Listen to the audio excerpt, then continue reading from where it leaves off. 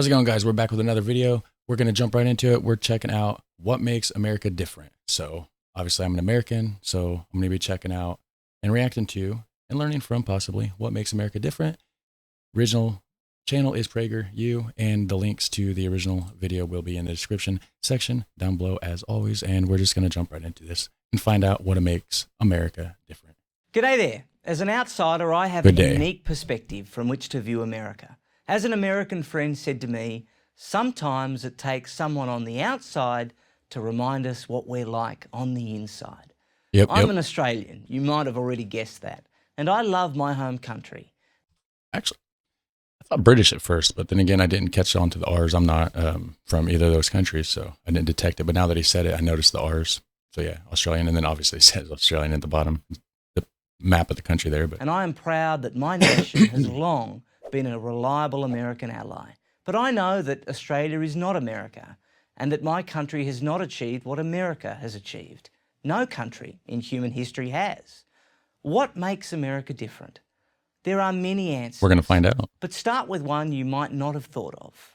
Most people think America is All right, so maybe he'll get into the fact that we're very diverse. So we have a lot of different mindsets and ideologies and stuff, whereas other countries are kind of like, they're thinking a certain kind of way for a long time. So with us being, multinational, we have different sorts of viewpoints and stuff. So that might be part of, and the fact that it was founded by rebels that just didn't want to listen to their own country. They come over here, they wanted to have their own freedoms. So they had more passion when it started. I don't know for sure. We'll find out. is all about success.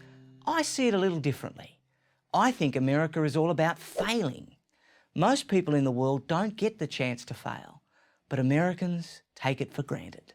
Only Americans say, if at first you don't succeed, try again. There's even an academic study to prove this. According to a study... So that's not a thing anywhere, because I hear that saying all the time, and I've even used it. Very interesting. By Harvard Business School professor Stephen Rogers, most entrepreneurs fail 4 times before they succeed. Success takes timing and hard work, some good luck, many other factors. But to succeed, you must be given the chance to fail, and you must accept responsibility if you do. I love that about Americans. At their best, they don't blame others. They learn from their mistakes and do better the next time. And in That's America, what I try to do. There's almost always a next time.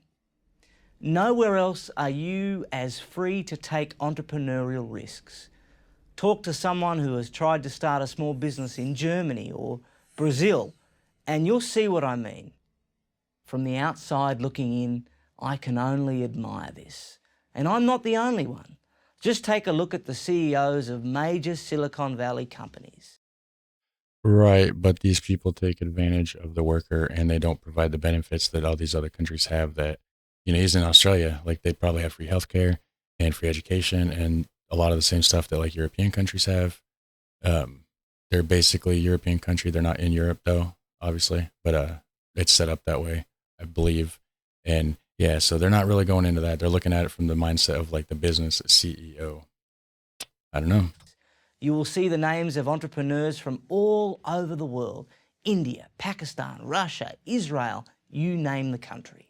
You sure Why will. did they come to America to innovate? Because there's a lot of money here? Because in America, you can take advantage of the people. Because in America, you don't have to provide benefits. You don't have to provide paid time off. You don't have to provide sick leave and all these other sorts of things. Yes, of course, that's part of it.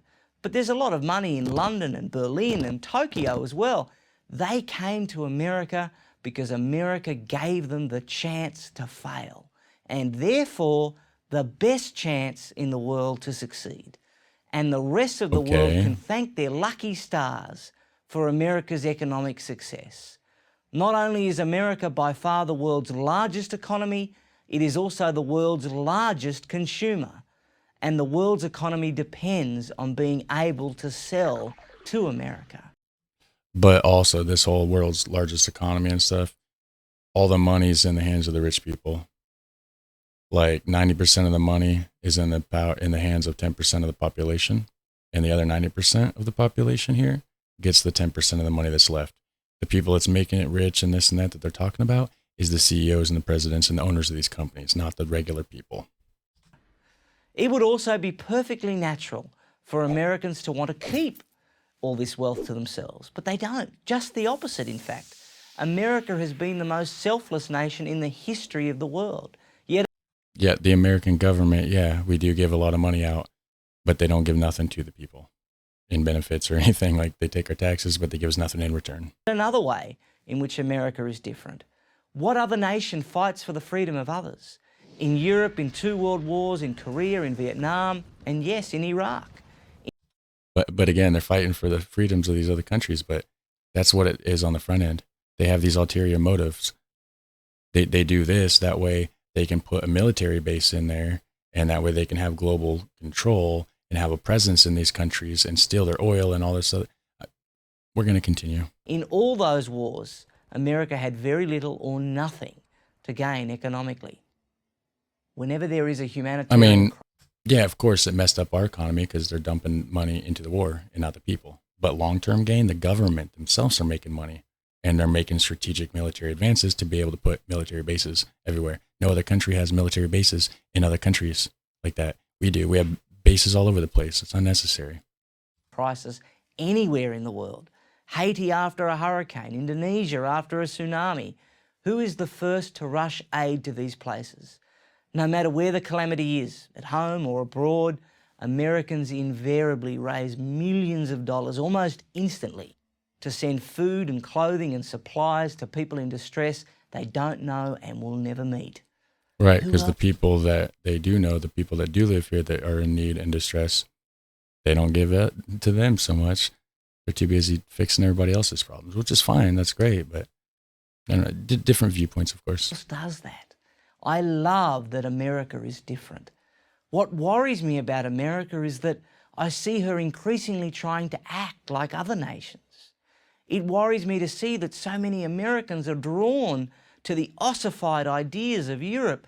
That's the old world. It was old in 1776 even, when America broke away from it. Why would America want to reverse its own revolution? Why would Americans want to follow the economic and social model of a continent that they can see is failing economically and socially? Do Americans really want to emulate France or Greece? It worries me to see so many. What is wrong with France or Greece? What is this guy even going on about? Because the last 2 videos I've seen about how America is and everything, it's a really eye-opening experience. And I'll try to link that in a video card if I can think about it. Americans wallowing in victim status, blaming outside forces for their predicament, rather than accepting responsibility and seeking to improve themselves. It worries me to see American schools debasing America's own glorious history. It worries me to see America's debt and government grow larger while its military and its personal freedoms shrink. It worries me because a weak, self-doubting America is bad for everyone, everywhere who loves freedom. But these worries never last long, because each time I visit America, I encounter a people who are confident, competitive, courageous, faithful, idealistic, They're innovative, blind, inspirational, charitable, and optimistic. It's like no other place. But again, you visited America. You didn't live there. You didn't experience it as a regular person. Come on, guy. In the world. I pray it stays that way. I hope it gets better. Prager University. Join Prager University. Wow. What is this? Just an advertisement for this place? Like, what is this? Prager University? It says, is America really that great, or is the United States just like any other nation? Outsiders tend to be best judge of character, and Nick Adams, a best-selling Australian author and political commentator, gives an outsider's view of the USA. I don't know about all that.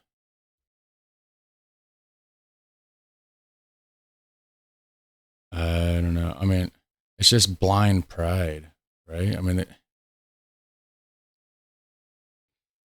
I don't know, guys.